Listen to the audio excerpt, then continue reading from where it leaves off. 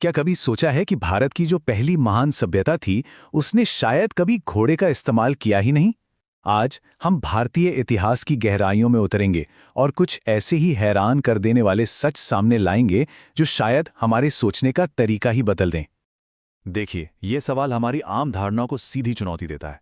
जब भी हम प्राचीन सभ्यताओं के बारे में सोचते हैं तो मन में घोड़ों की एक तस्वीर जरूर आती है ना? लेकिन क्या भारत की पहली शहरी सभ्यता इस नियम का एक अपवाद थी? जवाब है हाँ, बिल्कुल अलग थी।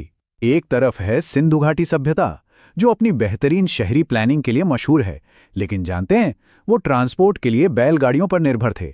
और फिर बहुत बाद में दूसरी तरफ आता है उत्तर वैदिक काल, जब सभ्यता का सेंटर पूर्व में गंगा के मैदानों की तरफ शिफ्ट हो गया, और तब जाकर घोड़े समाज का एक अहम हिस्सा बने। ये दो तस्वीरें ना दो बिल्कुल अलग अलग दौर और जीने के तरीकों को दिखाती हैं। चलिए अब प्राचीन भारत की दुनिया में थोड़ा और गहरा उतरते हैं। ये सिर्फ राजाओं और लड़ाइयों की कहानी नहीं है, बल्कि उन सोफिस्टिकेटेड सिस्टम्स की कहानी है जिन्होंने इन सभ्यताओं को सच में महान बनाया था। जरा इन सिंधु मोहरों को देखिए। पहली नजर में क्या लगता है कि ये शायद कोई कला या धर्म से जुड़ी चीजें हैं, है ना?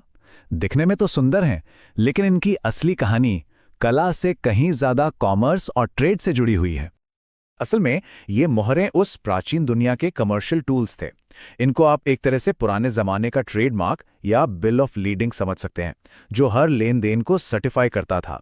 ये इस बात का पक्का सबूत है कि सिंधु घाटी में एक अविश्वसनीय रूप से एडवांस्ड इकोनॉमिक सिस्टम था, जो स्टैंडर्डाइजेशन पर आधारित था। और ये जो सोफिस्टिकेशन है ना, ये सिर्फ सिंधु घाटी तक ही सीमित नहीं था। मौर्य साम्राज्य की सफलता का राज क्या था? एक बहुत बड़ा कारण था उनका वाटर मैनेजमेंट।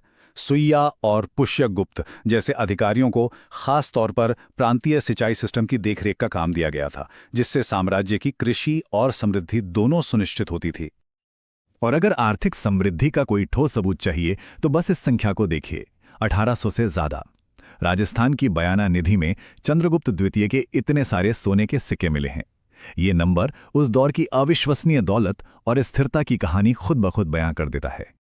चलिए अब एक ऐसे दौर में चलते हैं जहां तलवारें टकराईं और बड़े बड़े साम्राज्य बने और बिगड़े। मध्यकालीन भारत शक्ति, संस्कृति और लगातार चलने वाले संघर्ष की एक बहुत ही जटिल कहानी है।